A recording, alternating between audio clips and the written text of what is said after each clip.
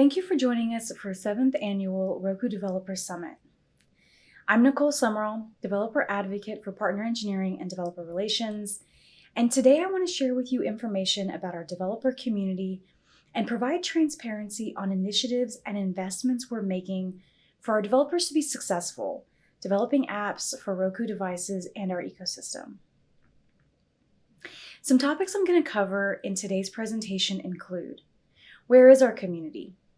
Features that we've rolled out in the last year that our developers have requested, quality of life improvements to enable self-service for our developers, highlights of some of the most used community tools, and an overview of our developer demographics based on this year's survey responses.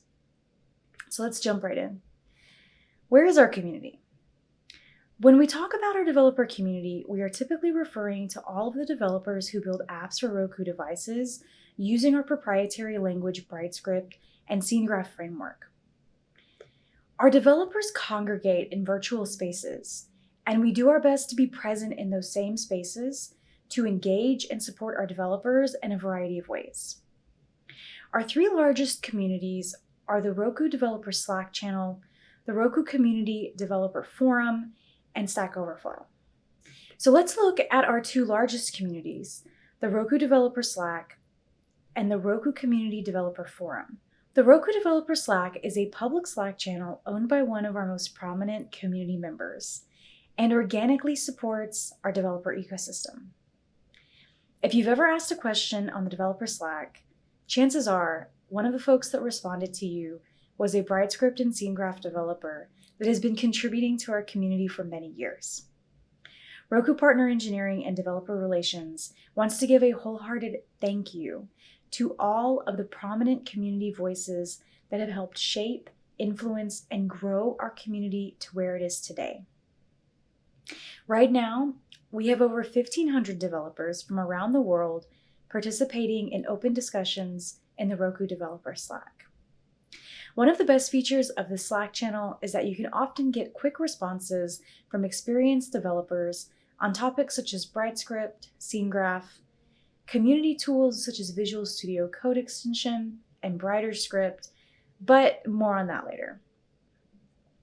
The second largest Roku developer community is on our Roku Community Developer Forums. The Developer Forums is a section of Roku's own support forum that has been carved out for developer-centric support and official Roku posts and is owned and moderated by Roku staff. In the past year, the Developer Forums had a staggering 15.9, almost 16 million post views at an average of 1.2 million views per month. One of the best features of the Developer Forum is that it serves as a historical archive of old posts dating back over 10 years.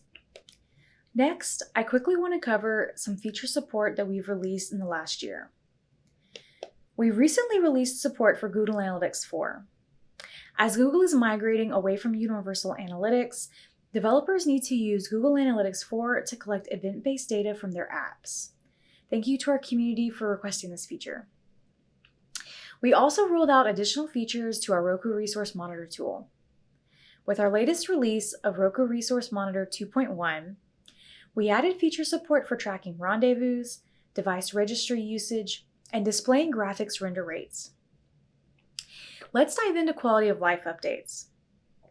Quality of life updates refer to updates and features that have been released that enable our developers to build faster, decrease pain points or obstacles to publishing, and increase developer delight. Roku Resource Monitor is a developer tool released by Roku that enables developers to fully gauge the performance of their apps' CPU and memory usage. It can also aid in troubleshooting memory issues that our developers and channel partners might be facing. Roku Resource Monitor was released 1 year ago in September 2022, and we're excited to celebrate the anniversary of this developer tool.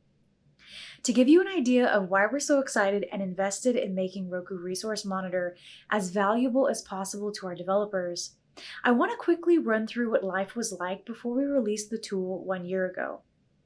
Before we released Roku Resource Monitor, our developers were unable to test memory leaks, unable to gauge the CPU and memory footprint of their app, and were unable to address memory issues without the direct involvement of an engineer from Roku. Now, developers can track and test memory leaks, monitor their app's resource usage, and self-support when troubleshooting resource issues. Earlier this year, we conducted interviews with some of our partners and their dev teams to gather feedback on their experiences using Roku Resource Monitor. We listened to the feedback and pain points of our developers, and we're using that feedback to help inform feature builds and future roadmaps for our developer tooling. Thank you to all of the partners and developers who took time out of your busy schedule to walk us through your experience using our developer tooling. This year, we also made updates to our search feed submission and added streamlined UI for submitting feeds, automated beta channel creation, downloadable error logs, and viewable feed ingestion status field. We will continue to make improvements to tools and workflows that enable self-service channel publication. So make sure you're subscribed to our developer newsletter and following our developer blog for updates as they're released throughout the year. Next, I want to share the results of our developer survey.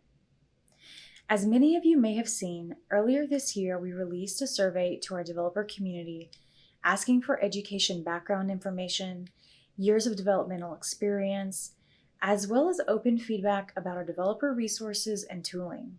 We've reviewed the compiled survey results and want to share them with our developer community. As you can see, looking at the education completion levels, 23% of survey respondents have undergraduate degrees, 18% have master's degrees, and of the 41% with degrees, 58% of respondents have computer science degrees at some level. The third largest educational background of respondents to our developer survey was high school graduates coming in at 12%, followed by some undergraduate classes at 10%.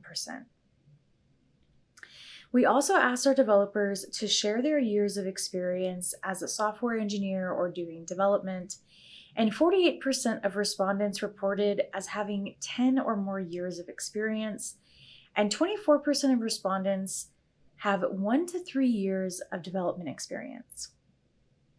We also asked our developers how they got into development or what the path looked like for them to become a developer or a software engineer. And 50% of respondents shared that their educational path to becoming a developer was self-taught, and 30% learned development as part of a degree program. You might be wondering why we're interested in these types of data points around our developers, and I want to share with you why this data is so important. Roku invests in our developer community in a number of ways, and one of our investments is in educational and instructional content. We want to make sure that the documentation, learning resources, and code samples that we create are catered to the educational background and experience level of our community. We want to avoid making assumptions about who our developers are, what they do or do not know, and we want to understand the needs of our community so we can modify our content creation strategy in the future. For example, it's amazing that 48% of our survey respondents have over 10 years of experience as a developer. It's tempting to think that the majority of the documentation and learning resources we create should be catered to a highly technical and experienced audience. That assumes, though, that those senior engineers will always be working with other senior engineers and doesn't take into consideration team growth. Senior engineers often mentor and manage more junior engineers as the team grows. And junior engineers need supplemental educational resources to help get them up to speed when learning a new language and framework. We want to look at the holistic needs of our developers and better understand their day-to-day so we can add as much value to our content as possible. Next, I want to jump into our community tools and highlights. So Roku has a number of community tools that are built and supported by developers that are active in our communities.